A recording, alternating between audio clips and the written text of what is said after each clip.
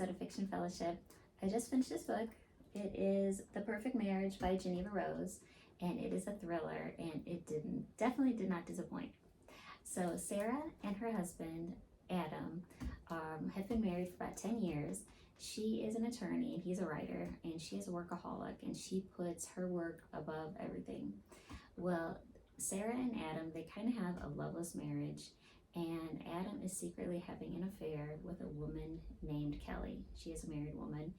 And Sarah and Adam, they have a lake house that Adam goes to a lot to kind of go there to just think about his writing and everything.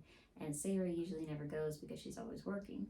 Well, Adam and his mistress Kelly are there, and they've been having an affair for a little while. So him and Kelly fall asleep, and he has to go back home. So he leaves her asleep, and he goes home. And then the next day at his own house, at him and Sarah's house, the police show up and say that Kelly has been murdered, and they think that he did it. So they call him in for questioning.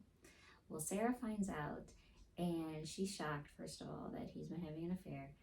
And she realizes that she needs to represent him, to be her lawyer, because that is the only way that he is going to get off innocent and not guilty, because she believes that he didn't murder her, that he didn't murder Kelly. So the police start doing the investigation, and they do the autopsy, and it shows that Kelly was pregnant about 2 months, and there were also 3 men who had been with her in the past like 5 days. So that showed up in the autopsy with the DNA and everything. So Sarah is shocked, and so she has to figure out who is this mystery third person that had been with Kelly. So 1 was Adam, 2, the second man was her husband, Scott, and then the third man, they have no idea who it was. So she has to figure out who this third person was, because it could have been him that killed Kelly. So Sarah has to figure out how she's going to represent her husband and prove that he didn't kill Kelly. So there's a whole bunch of twists and turns, things that are just going to blow you away. You're going to be so surprised.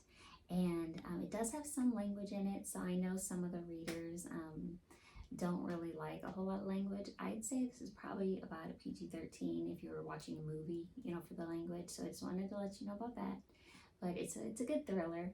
And the one character that just annoyed me so much was Adam's mother, because she just, oh my gosh, she just drove me nuts. She just coddled him and coddled him.